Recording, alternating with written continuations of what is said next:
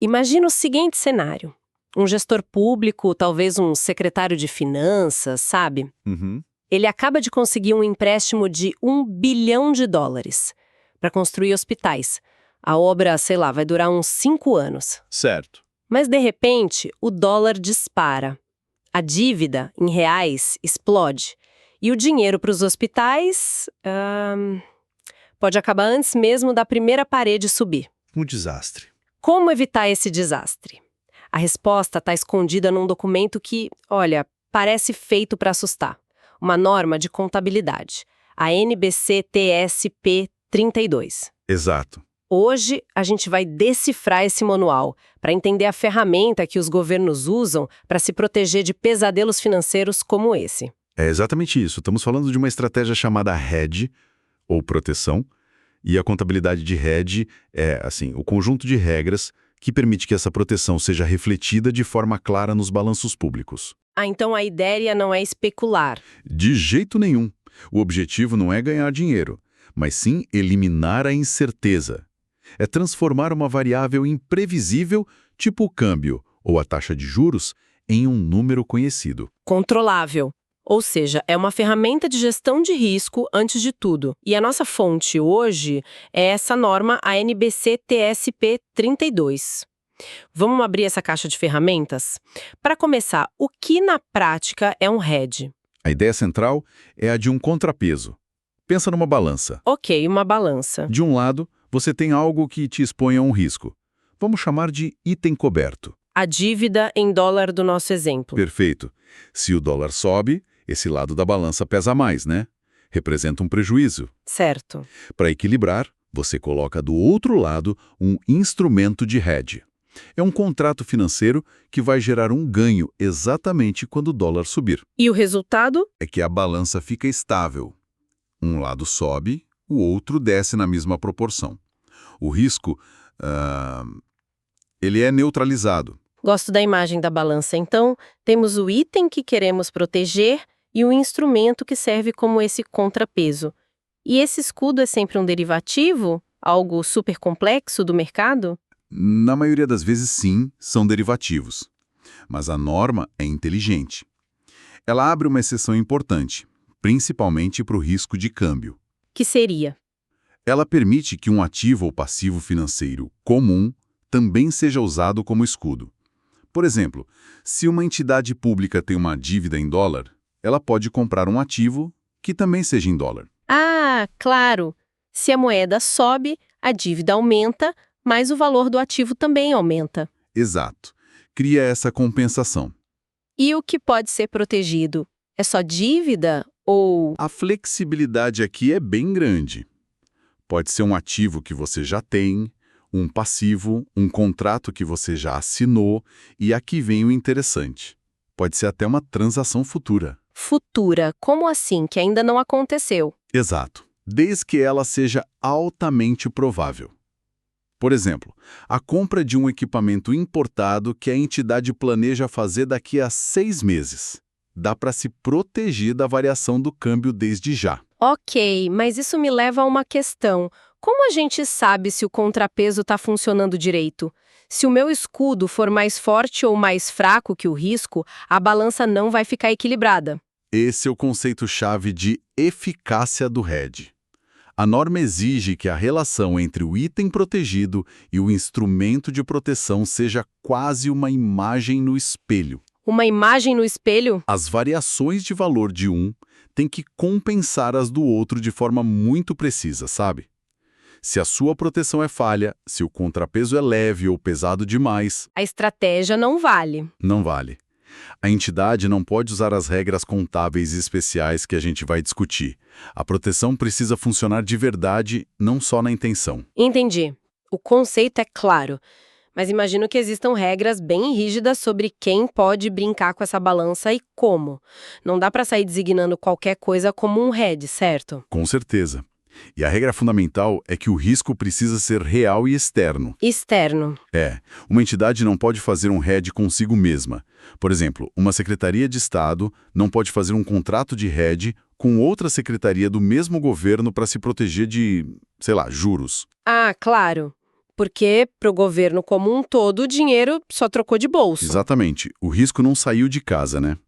A proteção tem que ser feita como instituição financeira, um banco, alguém de fora. Faz todo sentido. O risco precisa ser transferido para fora, mas a norma parece ter uma exceção curiosa para isso, envolvendo transações dentro de um mesmo grupo, mas em países diferentes. Como isso funciona? Essa é uma exceção muito lógica. Imagina uma estatal brasileira que tem uma filial nos Estados Unidos e empresta dinheiro para ela, em dólar. Ok. Para a filial, não tem risco cambial, mas para a matriz brasileira que consolida os resultados em reais, o risco é enorme. Se o dólar cair, o valor daquele empréstimo a receber, quando você converte para real, Ele encolhe, vira uma perda. uma perda real no balanço consolidado. Por isso, a norma permite que a matriz brasileira faça um hedge para se proteger dessa variação, mesmo que a transação original tenha sido interna. Ah, então o que importa é se o risco afeta o resultado final consolidado. É uma nuance bem importante. E sobre o instrumento de proteção em si? Se eu tenho um contrato de 1 ano, eu posso dizer que ele só vai servir de hedge para os primeiros 6 meses? Não, a norma proíbe isso. A designação tem que ser para o contrato inteiro. Você não pode escolher só os períodos que te interessam. E o que é permitido? O que pode é usar só uma proporção do valor. Se você tem um contrato de 100 milhões, pode designar só 50% dele, 50 milhões, como instrumento de hedge. A divisão é no valor, não no tempo. Certo. Agora, a parte que eu achei mais fascinante é que a norma descreve 3 estratégias diferentes de hedge. Não é uma ferramenta única, mas sim, tipo, 3 guarda-chuvas para 3 tipos de tempestade. É uma ótima analogia. Vamos detalhar isso. Qual é a primeira estratégia? A primeira é o hedge de valor justo. O nome já dá a dica, né? O objetivo aqui é proteger o valor de mercado de um ativo ou passivo que a entidade já tem no balanço. Então a preocupação não é com o caixa futuro, é com o valor no papel hoje. Exatamente. E como isso se aplicaria a uma entidade pública? Um ótimo exemplo é um fundo de pensão de servidores. Ele tem uma carteira enorme de títulos do governo com taxas de juros pré-fixadas. Certo. Se as taxas de juros no mercado sobem, ninguém mais quer pagar o preço cheio por aqueles títulos antigos, que rendem menos. O valor de mercado deles cai e o patrimônio do fundo Encolhe. encolhe. Um hedge de valor justo usaria um instrumento financeiro para gerar um ganho que compense exatamente essa perda de valor dos títulos. Mantendo o patrimônio do fundo estável. Isso, E a grande sacada contábil aqui é o timing, imagino. exatamente. A norma exige que a perda no seu ativo e o ganho no seu escudo sejam registrados no mesmo período, na mesma demonstração de resultado. Ah, então um anula o outro. O efeito prático é esse. A volatilidade que o mercado gerou simplesmente desaparece dos relatórios, que era o objetivo. Entendi. Então essa primeira estratégia é para proteger o valor de algo que você já tem na prateleira. Mas e se o meu medo não é o valor de hoje, mas sim a conta que vai chegar amanhã? Tipo aquela dívida com juros que podem disparar. Existe um guarda-chuva para isso? Sim, e essa é a segunda e talvez a mais intuitiva para um gestor público, o hedge de fluxo de caixa. Fluxo de caixa. Aqui, a dor é a imprevisibilidade do orçamento. O foco é a variabilidade dos pagamentos ou recebimentos futuros. É uma ferramenta que transforma uma despesa futura incerta num número fixo. Como no exemplo do secretário que pegou o empréstimo com juros flutuantes. Perfeito. O risco é a taxa de juros subir e os pagamentos se tornarem muito maiores que o orçado, tirando dinheiro da saúde, da educação. Uhum. Um hedge de fluxo de caixa permite travar essa taxa de juros. A entidade faz um contrato que, na prática, transforma sua dívida de juros flutuantes em uma de juros fixos. É a diferença entre torcer para o mercado ajudar e ter certeza de quanto vai pagar. Exato. E a contabilidade aqui é diferente, certo? Não vai tudo direto para o resultado. Exato. E aqui a contabilidade é genial. Pensa nisso como uma sala de espera financeira. Uma sala de espera. Gostei. O ganho que o seu instrumento de hedge gera não vai direto para o resultado do período. Ele fica aguardando nessa conta separada uma reserva no patrimônio líquido. Entendi. Garante que o remédio seja aplicado na hora exata da dor. Essa analogia da sala de espera deixa tudo muito mais claro. E a terceira estratégia? A terceira é mais específica, para entidades que atuam globalmente. Chama-se Hedge de Investimento Líquido em Operação no Exterior. Para proteger o valor de um investimento em outro país. Isso, como uma filial de uma estatal. O risco é a moeda estrangeira desvalorizar e quando você converte o valor da sua filial para reais, ele ter encolhido. E é mecânica contábil? É muito parecida com a do hedge de fluxo de caixa. Usa aquela mesma sala de espera no patrimônio para guardar os ganhos ou perdas até o momento certo. Ok, então temos essas 3 estratégias poderosas. Mas, para poder usar esses tratamentos contábeis especiais, a entidade precisa provar que merece, né? A norma estabelece uma série de condições bem rigorosas. Sim, e isso é crucial para evitar abusos. A contabilidade de hedge é uma exceção à regra geral, então ela tem que ser muito bem justificada. E a primeira exigência é... Disciplina e documentação. Antes mesmo de começar, a entidade precisa ter um documento formal que detalha tudo. Qual o risco, qual o item, qual o instrumento e, o mais importante, como a eficácia será medida. Nada de improviso. E não basta documentar, o plano tem que ser bom. A norma diz que o hedge precisa ser altamente eficaz. Exato. E tem que ser eficaz não só na prática, mas também na expectativa, desde o início. E esse monitoramento da eficácia não acontece só no primeiro dia. É um processo contínuo. A cada balanço, precisa provar de novo que funciona. Exatamente. Espera um pouco. Tem outro ponto que me parece perigosamente subjetivo. Para o hedge de fluxo de caixa, a norma diz que a transação futura tem que ser altamente provável. Quem garante que um gestor não vai simplesmente chutar uma probabilidade alta para justificar uma operação? Essa é a preocupação central dos auditores. O termo altamente provável significa que precisa haver evidência muito forte de que a transação vai ocorrer. Não pode ser um mero desejo. Tem que ter algo concreto. Isso. A entidade precisa ter um histórico, planos de negócio aprovados, contratos preliminares, algo que dê substância à afirmação. Se a base for frágil, o hedge não pode ser aplicado. É um teste rigoroso contra a especulação disfarçada. Certo, é um processo contínuo de vigilância, então. Mas e se as coisas dão errado?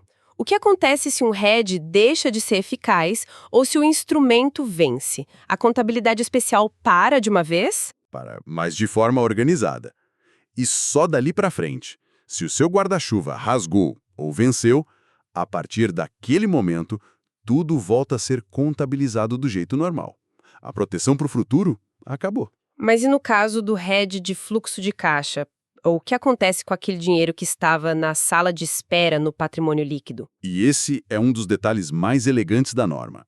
Aquele valor acumulado, ele não desaparece e nem vai imediatamente para o resultado causando um solavanco. Ele fica lá. Fica lá, congelado, esperando a transação original acontecer. Incrível!